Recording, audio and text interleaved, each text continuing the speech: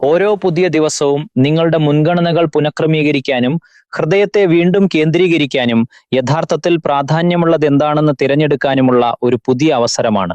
ഇന്ന് നിങ്ങൾ ദൈവത്തിന് ഒന്നാം സ്ഥാനം നൽകുന്ന ദിവസമാകട്ടെ. അവങ്കലേക്ക് പൂർണ്ണമായി സമർപ്പിച്ച് ജീവിക്കുന്നതിലൂടെ ലഭിക്കുന്ന ശക്തിയും സമാധാനവും ലക്ഷ്യബോധവും ഇന്ന് നിങ്ങൾ കണ്ടെത്തട്ടെ. നിന്റെ ദൈവമായ യഹോവയെ നീ പൂർണ്ണ ഹൃദയത്തോടും പൂർണ്ണ മനസ്സോടും പൂർണ്ണ ശക്തിയോടും കൂടെ സ്നേഹിക്കണം. ആവർത്തന പുസ്തകം 6:5. ജീവിതം അവസരങ്ങളും ലക്ഷ്യങ്ങളും ഉത്തരവാദിത്തങ്ങളും നിറഞ്ഞതാണ്. നമ്മൾ വിദ്യാഭ്യാസം, തൊഴിൽ, സാമ്പത്തിക ഭദ്രത, അർത്ഥവത്തായ ബന്ധങ്ങൾ, വ്യക്തിപരമായ ലക്ഷ്യങ്ങൾ എന്നിവയ്ക്കായി പരിശ്രമിക്കുന്നു. ഇവയെല്ലാം ദൈവത്തിൽ നിന്നുള്ള വിലയേറിയ അനുഗ്രഹങ്ങളാണ്. എന്നാൽ ഇവയൊന്നും ഒരിക്കലും നമ്മുടെ ജീവിതത്തിന്റെ കേന്ദ്രമെന്ന നിലയിൽ ദൈവത്തിന് പകരമാകരുത്. ശലോമോൻ രാജാവ് വിജയത്തെക്കുറിച്ച് മറ്റാരേക്കാളും നന്നായി മനസ്സിലാക്കിയിരുന്നു. അദ്ദേഹത്തിന് അസാധാരണമായ ജ്ഞാനവും അപാരമായ സമ്പത്തും ആഗോള സ്വാധീനവും സമാനതകളില്ലാത്ത നേട്ടങ്ങളും ഉണ്ടായിരുന്നു. എന്നിട്ടും ലോകം നൽകുന്നതെല്ലാം കൈമുതലായി ഉണ്ടായിരുന്നിട്ടും അദ്ദേഹത്തിന്റെ ഹൃദയം വിഭജിക്കപ്പെട്ടതിനാൽ അദ്ദേഹം പതുക്കെ ദൈവത്തിൽ നിന്ന് അകന്നുപോയി.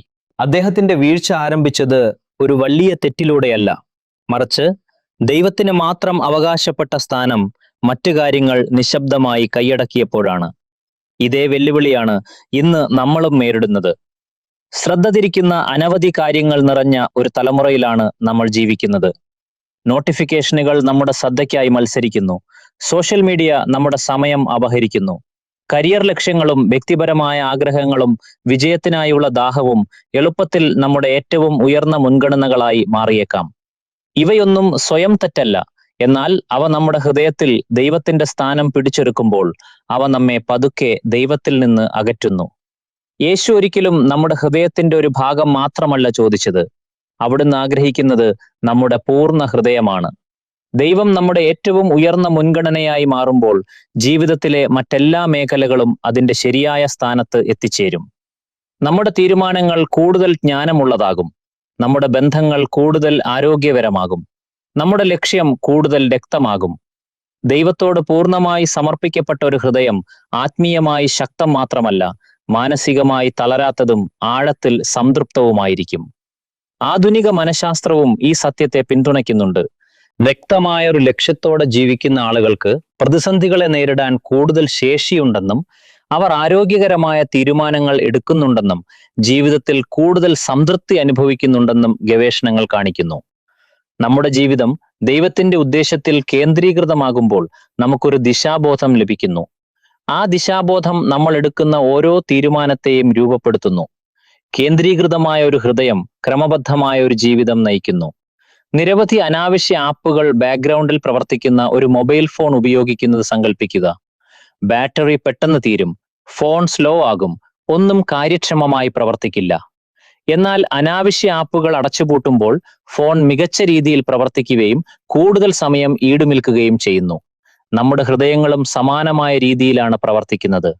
വിജയം, പണം, ജനപ്രീതി, വിനോദം, ദൈവം എന്നിവയ്ക്കെല്ലാം ഒരേപോലെ പ്രാധാന്യം നൽകാൻ ശ്രമിക്കുമ്പോൾ നമ്മൾ ആത്മീയമായി തളർന്നു പോകുന്നു. എന്നാൽ ദൈവം നമ്മുടെ ഒന്നാമത്തെ മുൻഗണനയാകുമ്പോൾ മറ്റെല്ലാം യോജിപ്പോടെ പ്രവർത്തിക്കാൻ തുടങ്ങുന്നു. ഇന്ന് ഒരു നിമിഷം തങ്ങി നിന്ന് നിങ്ങളോട് തന്നെ ഈ ചോദ്യങ്ങൾ ചോദിക്കുക. എന്റെ ചിന്തകളിൽ ഭൂരിഭാഗവും കൈയടക്കുന്നത് എന്താണ്? ദൈവത്തോടൊപ്പം സമയം ചെലവഴിക്കുന്നതിനേക്കാൾ എന്നെ ആവേശം കൊള്ളിക്കുന്നത് എന്താണ്? എന്റെ ലക്ഷ്യങ്ങൾ എന്നെ ക്രിസ്തുവിലേക്ക് കൂടുതൽ അടുപ്പിച്ചോ അതോ അവിടുത്തെ ശ്രദ്ധിക്കുന്നതിൽ നിന്ന് എന്നെ തിരിച്ചുവിട്ടോ?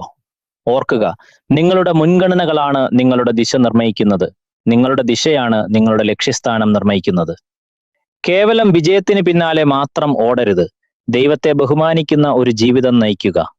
വിജയം ആളുകളെ ആകർഷിച്ചേക്കാം, എന്നാൽ ക്രിസ്തുവിനോടുള്ള പൂർണ്ണ സമർപ്പണം ശാശ്വതമായ സമാധാനവും സന്തോഷവും നിത്യമായ പ്രതിഫലവും നൽകുന്നു.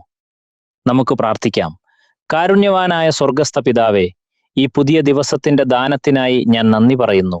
വിജയത്തിനോ ആശ്വാസത്തിനോ ബന്ധങ്ങൾക്കോ വ്യക്തിപരമായ അഭിലാഷങ്ങൾക്കോ എൻ്റെ ഹൃദയത്തിൽ അങ്ങേക്കുള്ള ശരിയായ സ്ഥാനം നൽകാൻ ഞാൻ അനുവദിച്ച നിമിഷങ്ങളോട് എന്നോട് ക്ഷമിക്കണമേ. എൻ്റെ പൂർണ്ണ ഹൃദയത്തോടും ആത്മാവോടും മനസ്സോടും ശക്തിയോടും കൂടെ അങ്ങയെ സ്നേഹിക്കാൻ എന്നെ പഠിപ്പിക്കണമേ.